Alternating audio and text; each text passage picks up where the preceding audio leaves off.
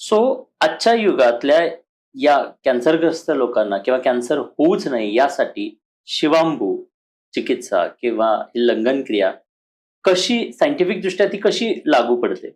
बघा, कॅन्सरमध्ये काय होतं, कॅन्सर हा याचं मूळ कारण आहे टॉक्सिन्स.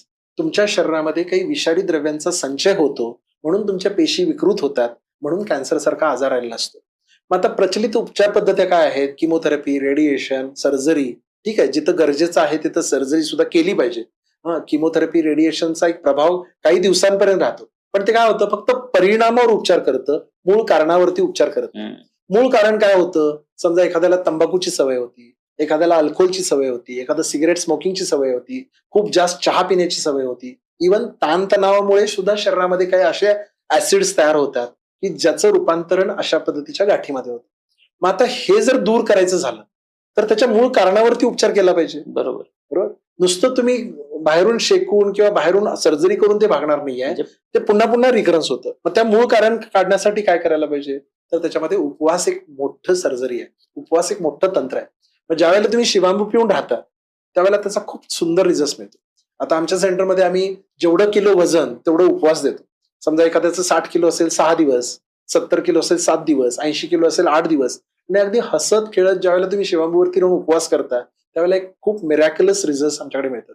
आता काही अमेरिका, युरोपमधनं सुद्धा पेशंट्स येतात. आता बऱ्याच वेळेला आपले इंडियन पेशंट येतात, ज्यावेळेस त्यांना सांगतो 7 दिवस तुम्हाला उपवास करायचा आहे, ते म्हणतो डॉक्टर 7 दिवस मला कसं जमणार?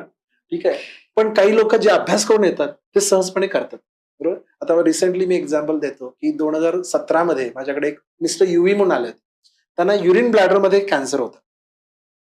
तिथल्या डॉक्टरांनी सांगितलं होतं की बाबा हे ब्लॅडर तुझं काढायला लागणार.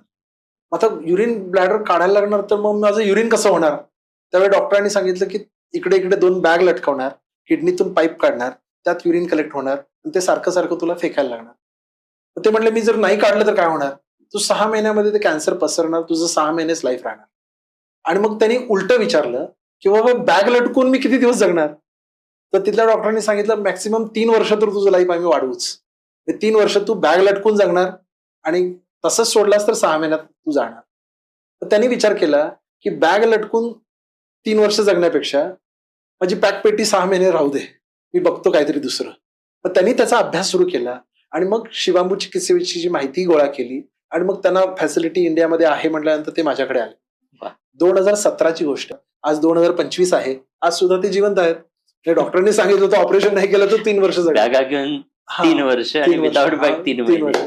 आता ते जिवंत आहेत. म्हणजे एवढे सुंदर रिझल्ट. मी